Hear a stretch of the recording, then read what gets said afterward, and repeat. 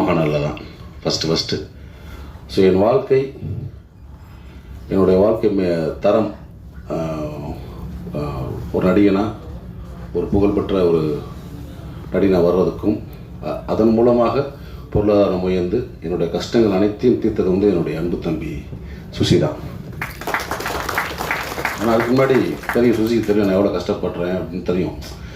பொருளாதார ரீதியாகவும் சரி, அதே மாதிரி ஒர்க் விஷயமாக ரொம்ப ஸ்ட்ரகிளில் இருந்த காலகட்டம். டக்குன்னு ஒரே படத்தில் மாற்றி விட்டாங்க லைஃப்பை. நான் மகனில் தொடர்ந்து வாய்ப்பு கொடுத்து, அதாவது நான் மகனோட கைவிட்டுறாமல் அழகசாமி குதிரை, ராஜபாட்டை தொடர்ந்து அண்ணனுக்கு அடுத்தடுத்து வாய்ப்பு கொடுக்கணும். ஏன்னா ஒரு நடிகனை வந்து ஒரு படத்தை அறிமுகப்படுத்திட்டு அப்படி கைவிட்டுட்டா அடுத்தடுத்து மற்றவங்க கூப்பிட்றது கஷ்டமாயிடும். ஸோ ஏன்னா அது வந்து நீங்கள் பாலச்சந்திரன் சார்ட்ட பார்க்கலாம். ஒரு நடிகை அறிமுகப்படுத்தா தொடர்ந்து வாய்ப்பு கொடுத்து மக்கள்கிட்ட வந்து அந்த ஃபேஸை ரெஜிஸ்ட் பண்ணிட்டே இருப்பார். ஸோ அந்த மாதிரி வந்து என்னையை வந்து தொடர்ந்து வாய்ப்புகள் கொடுத்து என்னை அட்ஜஸ்ட் பண்ணி என்னை வந்து ஒரு நடிகனாக இன்றைக்கி நான் நல்லா இருக்கேன்னா அதுக்கு வந்து எனக்கு மனசார சொல்லுவேன். நானும் என் குடும்பமும் எப்பயுமே வந்து சுசிக்கு நன்றி கடனாக இருக்கும்.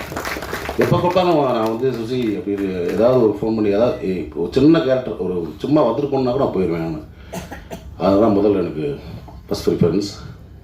ஏன்னா சுசியை வந்து நான் வந்து முதல் நாள் ஒரு அசினேட்டராக வந்து ஜாயின் பண்ணதுலேருந்து நான் பார்த்துக்கிட்டு இருக்கேன். பேரன்பு மிக்க ஒரு அன்பு தம்பி, மிக திறமையான ஒரு இயக்குனர். நான் சொல்லுவாங்கள்ல சுத்தமாக தொழில் தெரியும்னு, அந்த மாதிரி சுத்தமாக தொழில் தெரியும். ஒரு டைரக்ஷன்னா நச்சுன்னு அப்படியே, அதாவது கன்ஃபியூஸ் இல்லாமல் இருப்பாப்ல ஸ்பாட்டில். நீங்கள் பதறவே வேண்டாம். அதனால இந்த படம் அவ்வளோ ஃபாஸ்ட்டாக முடிஞ்சிருக்க காரணமே அதுதான். அமுதேஷ் சொன்ன மாதிரி போனாங்க டக்கு முடிச்சு வந்துட்டாங்கன்றாங்களா, அது காரணம் வந்து தொழில் சுத்தமாக தெரியும். யாருக்கும் பயப்பட தேவையில்லை. நம்மளுக்கு தொழில் சுத்தமாக தெரிஞ்சு யாருக்கும் பயப்பட தேவையில்லை. கேமரா மாட்டிங்க வைப்பா தம்பி சாப்பிட்டு லென்ஸ் அதை பிடிச்சோம். அந்தளவுக்கு இதாக சொல்ல வரல, அந்தளவுக்கு க்ளீனாக இருக்கலாம். அதே மாதிரி என்ன வேணும், ஆர்டர் என்ன வேணும், காஸ்டியூம் என்ன வேணும், காஸ்டியூம் டிசைன் என்ன கலர் வேணும், ஸோ எல்லாமே சுத்தமான ஒரு தொழில் தெரிஞ்ச வேலைக்காரன் தான் சுசீந்திரன். ஏன்னா இவ்வளோ நாட்கள் தொடர்ந்து வெள்ளை கபடிக்குள்ளேருந்து இவ்வளோ நாட்கள் பயணப்பட்டு வர்றதே ஒரு பெரிய விஷயம். மீண்டும் வந்து அதே மாதிரி இப்போ வந்து 2K கிட்ஸ் வச்சு எடுத்த மாதிரி இன்னும் வந்து பெரிய பெரிய கதாநாயகங்களை வச்சு அடுத்து திரும்பவும் ஒரு பெரிய கம்பேக்காக வந்துடுவாப்புல. அதுக்கான அத்தனை தகுதியும் திறமையும் வாய்ந்தவன் தான் என்னோட அன்பு தம்பி சுசி. அதே மாதிரி இந்த படத்தில் எனக்கு தெரிஞ்சவங்க நிறைய பேர் நடிச்சிருக்காங்க. தம்பி பாலசரவணன், இயக்குனர் முருகானந்தம், உன்னதரி மேடம், அதே மாதிரி இசையமைப்பாளர் ஐயா இமானவர்கள், தந்தையன் சார், இவங்கெல்லாம் எனக்கு தெரிஞ்சவங்க. எனக்கு தெரியாதவங்க பழக்கம் இல்லாதவங்க நிறைய பேர் அறிமுகமாயிருக்காங்க. ஹீரோ உட்பட மீனாட்சி தெரியும் எனக்கு இவங்க. ஸோ எல்லாருக்குமே பெரிய ஒரு வாழ்த்துக்கள். இந்த படம் வந்து அவங்களுக்கு வந்து ஒரு பெரிய ஒரு ஓப்பனிங் கொடுத்து தமிழ் சினிமாவில் மட்டும் இல்லை தென்னிந்திய சினிமாவில் வந்து நிறைய படங்களில் நடிக்கணும், வேலை பார்க்கணும். அதுக்கு என்னுடைய வாழ்த்துக்கள். இந்த மேடை பார்த்திங்கன்னா ரொம்ப ஒரு அமைதியாக, ஒரு ப்ளசண்ட்டாக, எல்லாருமே ஒரு பாசிட்டிவாக, ஒரு அன்பாக பேசுகிறாங்கல்ல. சமீபத்தில் ஒரு மேடையில் பாட்டில் ராதா படத்தில் ரொம்ப அநியாயமாக அக்கிரமமாக இருந்துச்சு. மேடையில் மிஸ்கின் பேசினாலாம் அவ்வளோ வல்கராக பேசணும் அவசியமே கிடையாது. இயக்குனர் தான் என்ன வேணால் பேச கிடையாதுல்ல. அந்த மாதிரி ரொம்ப வீடியோ பார்த்தேன். ரொம்ப நம்மளுக்கு தலைக்குனிவாக இருந்துச்சு. தமிழ் சினிமா வந்து இந்திய சினிமாவில் வந்து ஒரு பெரிய மதிக்கக்கூடிய ஒரு இடத்துல இருக்குது தமிழ் சினிமா. தமிழ் சினிமா இயக்குநர்கள் மட்டும் இல்லை, தொழில்நுட்ப கலைஞர் அனைவரையும் வந்து இந்தியா சினிமா லெவலில் ஒரு பெரிய மதிக்கக்கூடிய இடத்துல இருக்காங்க.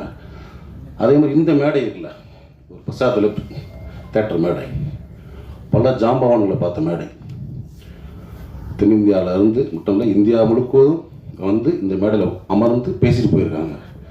எவ்வளோ functions, audio launch, trailer release, success meet, இந்த மாதிரி. ஸோ அந்த மாதிரி மேடையில் வந்து இவ்வளோ பத்திரிகையாளர்கள் நண்பர்கள் இருக்கீங்க. நீங்கள்லாம் பெண் பத்திரிகையாளர் இருக்கீங்க, நம்ம நண்பர்கள் நிறைய பேர் இருக்காங்க. அங்கே வந்துட்டு மொத்தவங்க அம்மான்றது பேசிக்கிங்க, வெளியே பேசிக்கிங்க. ஒரு மேடை நகரிங்கன்னு ஒன்றும் இல்லையா? என்ன வேணால் பேசுகிறதா?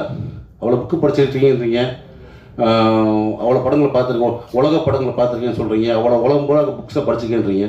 அப்புறம் என்ன அறிவு இருக்கும் உங்களுக்கு? குறைந்தபட்சம் ஒரு நகரியம் வேணுமா? ஒரு மேலே பேசுகிற பேச்சா? உங்களுக்கு பெண் குழந்தை இருக்குது, எல்லாத்துக்கும் எனக்கு பெண் குழந்தை இருக்குது, ஸோ எல்லாத்துக்கும் இருக்காங்க. ஸோ மேடை நாகரிகம்ன்றது ரொம்ப முக்கியம். இந்த மேடை எவ்வளோ நாகரிகமாக பார்த்தீங்களா? யாராவது தப்பான வார்த்தை அதெல்லாம் கிடையாது. தம்பின்னு கூப்பிடுறது வேறு.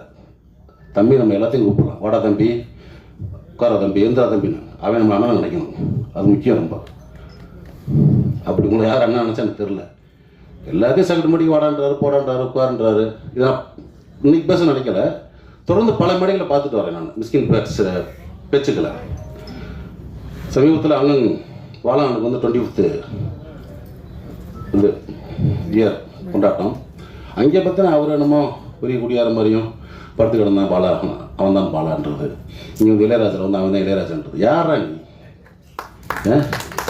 நீ என்ன அவ்வளோ பேப்பாட்டாக்கிற தமிழ் சினிமாவில்? எனக்கு ஒன்றுமே புரியல. ஒரு போலி அறிவாளி அப்படிதான் சொல்லணும்.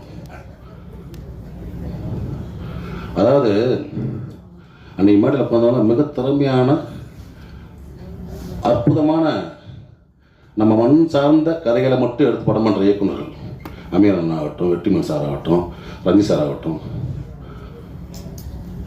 படங்கள் வியாபாரிகிட்ட வந்து பர்கர் வியாபாரியை குறைச்ச மாதிரி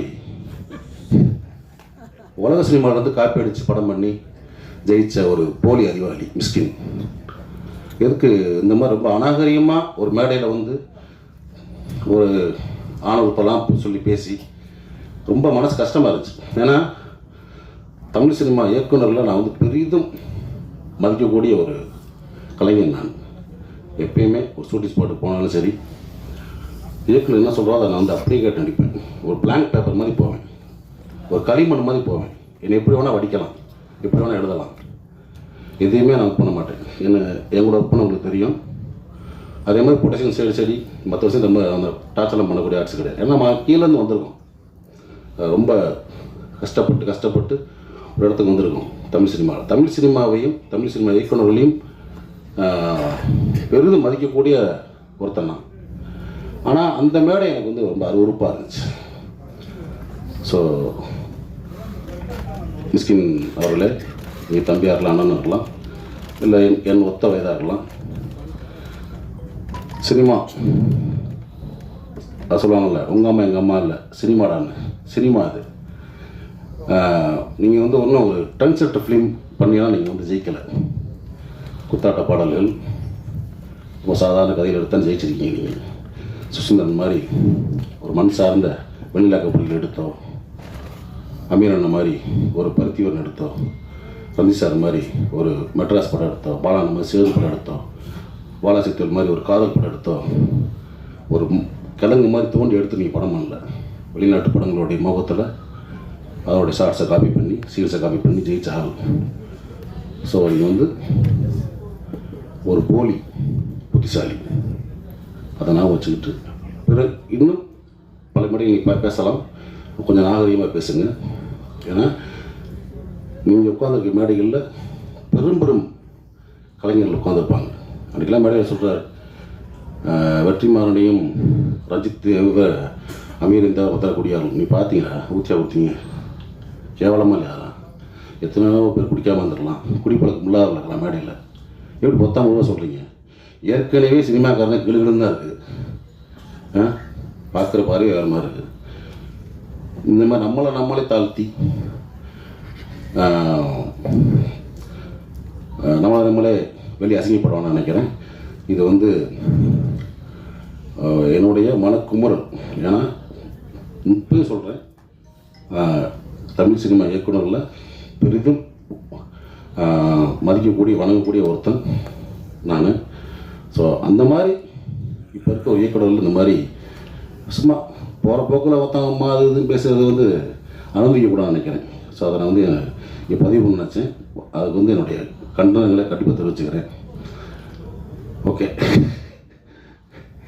அதே மாதிரி இந்த மேடையில் இன்னொரு எனக்கு ரொம்ப சந்தோஷமான விஷயம் என்ன பார்த்தீங்கன்னா, என்னுடைய நண்பன் பிரபாகரன் இந்த இது அந்த டா இல்லைடா அன்போட டா பிரபுவும் நானும் வந்து ஒன்றா அஸ்டன்காக ஒர்க் பண்ணோம். எனக்கு முன்னாடி சீனியர் ஆர்டிஸ்ட் அவன் தான். ஏன்னா வந்து பூலான் கட்டு இப்போ பார்த்துருப்பீங்க, பூலான் வாசம் சாரி அஜித் சார் படம், அதில் வந்து டேரக்டரு அதில் வந்து ஜோதியா கண்ணனை அடிச்சிருப்பான். நான் அப்பயே சொன்னேன், டே ரூட்டை மாற்றி போயிரு, கரெக்டாக ரூட்டு போட்டு கிடச்சிருக்கு, நான் தமிழ் சினிமா கேமராமேன் ஆகிட்டு தான் அவன் பண்ணான். ஆனால் வாழ்க்கை அவனையும் நடிகர் ஆகிடுச்சு. இந்த படத்தில் ஒரு முக்கியமான சென்ட்ரல் பிகராக நடிச்சிருக்கிறது எனக்கு ரொம்ப சந்தோஷம். நிறைய பேர் தெரியாது, நான் வந்து கோபின்னு ஒருத்த ஊர்லேருந்து வந்திருக்கான், ஊர்லேருந்து அறந்தாங்கிலேருந்து. இவரும் போவேன், இப்போ படுத்துக்கிட்டே இருப்பான். டேய் என்னடா அவன் படுத்துக்கிட்டே இருக்கான், சிவரான் அவன் தான் தம்பி. ஸோ பிரபு தம்பி அறியப்பட்ட கோபி பின்னாடி நீயான கோபி ஆனார்.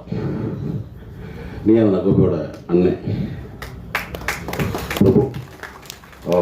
நான் வந்து ரொம்ப டக்குன்னு ஆர்டிஸ்ட் ஆகிவிட்டாப்புல சுசி. ஆனால் அவன் இன்னும் வரணும், எனக்கு ரொம்ப சந்தோஷம். இப்போ வந்து ஏன்னா டிவி சீரியல் பண்ணிகிட்டு இருக்காப்புல, திரைப்படங்களில் நிறையா படம் நடிக்கணும், எனக்கு அதான் ரொம்ப சந்தோஷம். அதனால் இன்னும் நிறையா பொண்ணு தம்பி, இது உண்மையான தம்பி. சரியா? ஓகே, அனைவருக்கும் என்னுடைய வாழ்த்துக்கள். ஏதாவது தவறாக பேசியிருந்தால் பத்திரிகையாளர்கள் நண்பர்களும் மன்னிச்சுங்க. தேங்க்யூ. பாசிட்டிவிட்டி எவ்வளோ முக்கியம். ஒரு படைப்பை பற்றி பேசும்போது நம்ம எவ்வளோ அதாவது ஒரு அழகாக கருத்துக்களை சொல்லணுமே தவிர வல்கரான வார்த்தைகளோ நம்ம பாடி உறுப்புகள் சம்மந்தப்பட்ட வார்த்தைகளோ மற்றவங்களை காயப்படுத்துகிற வார்த்தைகளோ நம்ம எப்பவுமே சொல்லக்கூடாது. அடுத்தவங்களை வாடா போடா உட்கார்றா இல்லா அப்படின்னு சொல்கிறதுக்கு நம்மளுக்கு உரிமையே கிடையாது. பர்சனலாக நம்ம பேசலாம். மிஷ்கின் இயக்குனர் மிஷ்கின் அவர்கள் என்னுடைய மிகச்சிறந்த நண்பர். அவருடைய ஆஃபீஸ் போய் நான் நிறைய நேரம் உட்காந்து நிறைய பேசிட்டு இருப்பேன். பல முறை நான் கால் பண்ணி அவர்கிட்ட நான் சொல்லுவேன், சார் இது ஏன் சார் இப்படி பேசுகிறீங்க, இப்படி பேசாதீங்க அப்படின்னு நான் பர்சனலாக கால் பண்ணி நான் பேசிடுவேன். அருள்தாஸ் அவர்கள் அவ்வளோ போல்டாக ஓப்பனாக இங்கே வந்து பேசியிருக்காரு. அவருக்கு என்னுடைய நன்றிகள் சார்.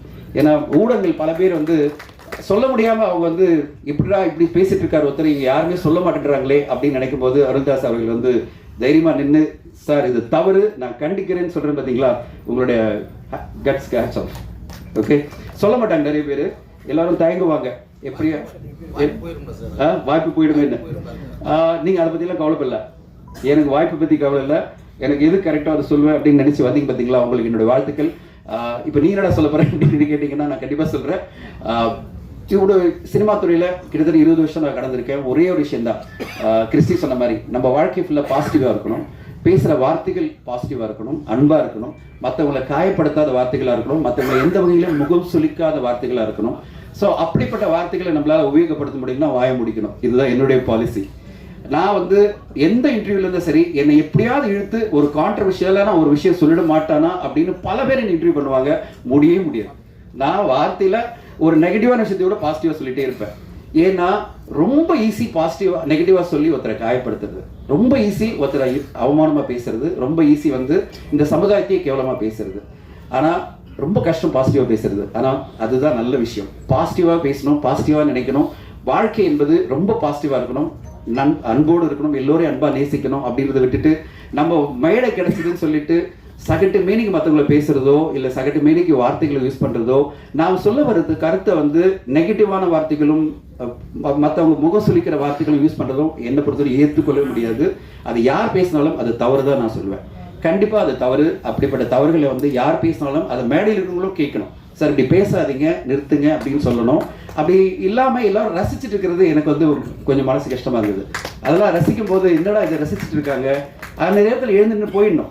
நான் ஒரு இயக்குனர் என்னுடைய நண்பருக்கு கால் பண்ணி கேட்டேன், சார் நீங்கள் மேடையில் இருந்தீங்க, அவர் பேசிட்டு இருக்காரு, நீங்கள் என்ன பண்ணீங்கன்னா எழுந்து வாக் அவுட் பண்ணிட்டேன் அப்படின்னாரு. நான் வாக் அவுட் பண்ணி போயிட்டேன் அப்படின்னாரு. சார் எனக்கு ரொம்ப கஷ்டமாக இருந்தது, நான் வாக் அவுட் பண்ணி போயிட்டேன்னு சொன்னார். அதை எல்லாருமே பண்ணியிருந்தா தான் அப்படி பேசுறவங்களுக்கு அடுத்த கட்டமாக பேச இனிமேல் அந்த மாதிரி முயற்சி எடுக்க மாட்டாங்க, தைரியமாக வந்து பேச மாட்டாங்க. இந்த மாதிரி எல்லாம் வந்து தவறுதான வார்த்தைகளை யூஸ் பண்ணி ஒரு மேடை, இது அற்புதமான மேடை, இந்த மேடையில் அப்படிப்பட்ட வார்த்தைகளை யூஸ் பண்ண மாட்டாங்க. அதுவும் பர்டிகுலராக எனக்கு ஆண் உறுப்புகளையும் பெண் உறுப்புகளையும் வச்சு பேசும்போதெல்லாம் எனக்கு அப்படியே பார்க்கும்போது எப்படி ஒரு மேடையில் போய் பப்ளிக்ல இப்படி ஒருத்தர் பேசுறாருன்னு எனக்கு பதில் ஆயிடுச்சு. அந்த வீடியோலாம் வரும்போது எப்படி ஒரு மனிதன் இப்படிலாம் பேச முடியும் அப்படின்னு. ஆனால் அந்த நேரத்தில் இந்த நேரத்தில் ஒன்னே ஒன்று சொல்லிக்கணும், அந்த என்டையர் இன்டர்வியூ அந்த பேச்சை நான் பார்த்தேன். 32 நிமிஷம் அவர் பேசுனதுல ஒரு 4 நிமிஷம் தவிர 28 நிமிஷம் அவ்வளோ சிறப்பான வார்த்தைகள் இருந்தது, சிறப்பான விஷயங்கள் இருந்தது, அவ்வளோ சிறப்பான கருத்துக்கள் இருந்தது. ஆனால் அந்த சிறப்பான கருத்துக்கள் மக்கள் மத்தியில் போய் சேர்றதுக்கு அவர் யூஸ் பண்ண ஒரு 4 நிமிஷம் வார்த்தைகள், 4 நிமிஷம் சொன்ன விஷயங்கள், அவர் சொன்ன அந்த அப்ஜெக்டிவ்ஸ், அவர் சொன்ன விஷயங்கள், அது எல்லாமே அந்த 28 நிமிஷம் அவர் சொன்ன மிக சிறப்பான விஷயங்களையும் ரொம்ப கேவலப்படுத்திடுச்சு. ஸோ என்னுடைய ஒரே ரிக்வெஸ்ட் என்னன்னா, நான் என்னுடைய உண்மையான ஒரு நல்ல நண்பராக இருக்கிற திரு மிஷ்கின் அவர்களுக்கு மேடைகளை நீங்கள் உங்களுக்கு இருக்கிற அந்த 28 நிமிஷத்தை ரொம்ப அழகாக பயன்படுத்துங்க. அந்த 28 நிமிஷம் நீங்கள் பேசியிருக்கீங்களா, அது மட்டுமே பேசியிருந்தா காலங்காலமாக அந்த 28 நிமிஷமும் ஒரு பெஞ்ச் மார்க்காக இருந்திருக்கும். வாழ்க்கையை எப்படி புரிஞ்சுக்கணும் வாழணும் அப்படின்றதுக்கு பல அற்புதமான விஷயங்களை அதில் சொல்லியிருந்தாரு. அது மட்டுமே சொல்லியிருந்தா போகிறோம். அந்த 4 நிமிஷம் வார்த்தைகளை சொல்லி 4 நிமிஷம் வந்து தவிர்க்கப்பட வேண்டிய வார்த்தைகளை சொல்லி இந்த 28 நிமிஷம் பேசுறதெல்லாம் இது எல்லாத்தையும் நல்லிஃபை பண்ண சொல்லுவாங்க இங்கிலீஷில். அதை நல்லிஃபை பண்ணுற மாதிரி இல்லாமல் யாரையுமே கேவலப்படுத்தாமல் யாரையுமே வந்து கௌரவ குறைச்சல் பண்ணாமல் இங்கே இருக்கிற ஊடக நண்பர்களை மதித்து அவங்களுக்கு ரெஸ்பெக்ட் கொடுத்து எல்லோருமே பேசணுன்றது தான் என்னுடைய ஆசை.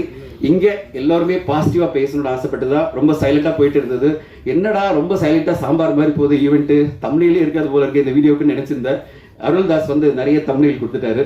சரி, நான் அதை சொல்லலைன்னா இந்த நேரத்தில் முக்கியமாக சொல்லணும், என்னுடைய நண்பர் எனக்கு எப்போவுமே என்னை வந்து கேள்வி கேட்டுகிட்டே இருக்கிற நண்பர் ப்ளூ சட்டை மாறன் அவர்கள் வந்து ஒரு ட்வீட் போட்டிருந்தார். எல்லா ரிவ்யூஸும் வந்து பாசிட்டிவாக அதாவது என்னது நியாய தராசோடு போடணும்னு நினைக்கிற தனஞ்சயன் அவர்கள் இப்படி மேடை பேசினாரே, அவரை பற்றி கேள்வி கேட்க மாட்டாரா அப்படின்னு ட்வீட் போட்டிருந்தார். நான் அவருக்கு சொல்லிக்கிறேன் இந்த நேரத்தில், கண்டிப்பாக மேடையில் நான் இப்போ சொல்லிட்டேன். உங்களுக்காக மட்டும் இல்லை, அந்த வீடியோ பார்த்த உடனே எனக்கு ரொம்ப வருத்தமாக இருந்தது. அதனால் பதிவு பண்ணணும்னு சொல்லிட்டு உங்கள் முன்னாடி இந்த விழாவில் நான் பதிவு பண்ணுறேன். யார் அப்படி பேசினாலும் ஊடக நண்பர்கள் நீங்களும் ரெஸ்பான்சிபிலிட்டி எடுத்துங்க. கண்டிப்பாக நீங்கள் எழுதுனது சொல்லுங்கள், சார் இந்த மாதிரி வார்த்தைகளை நாங்கள் கேட்க மாட்டோம், நாங்கள் இதை ஏற்றுக்க மாட்டோம், நீங்கள் சொல்லுங்கள்.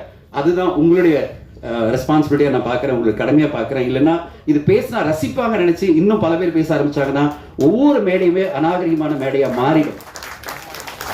அப்படி மாறக்கூடாது, அப்படி மாற விடக்கூடாது. நாம் யாருமே ஒவ்வொரு மேடையுமே சிறப்பான மேடையாக நம்ம மாற்றணும். அதுக்கான பொறுப்பு இங்கே இருக்கிறவங்களுக்கும் முன்னாடி இருக்கிறவங்களுக்கும் இருக்குன்னு இந்த நேரத்தில் பதிவு பண்ண விரும்புகிறேன். பெரிய லெக்சர் கொடுத்து நினைக்காதீங்க, உங்களோட நான் பயணிச்சுட்டு இருக்கேன், உங்களோட நண்பராக நான் பல வருஷம் இருக்கேன். அந்த உரிமையில நான் உங்ககிட்ட பேசிட்டு இருக்கேன். அந்த உரிமையில தான் இந்த கருத்துக்களை நான் பதிவு பண்றேன். மீண்டும் ஒரு முறை, ஏன்னா பல முறை நான் தவறி விழுந்தாலும் என் கையை பிடிச்சி நகர்த்தி கொண்டு போற பல ஊடக நண்பர்கள் இங்க இருக்கீங்க. நான் எவ்வளவு விழுந்தாலும் நீ வீழ்வேன் என்று நினைத்தாயோ அப்படின்னு நினைச்சு நான் திருப்பி திருப்பி எழுந்து வந்துட்டே இருப்பேன். அப்படி எழுந்து வர எனக்கு முக்கியமான காரணம், என்னை யார் கேட்டாலும் சொல்லுவேன், என் ஊடக நண்பர்கள் கூட இருக்காங்க, என்னை என்னைக்குமே கை தூக்கி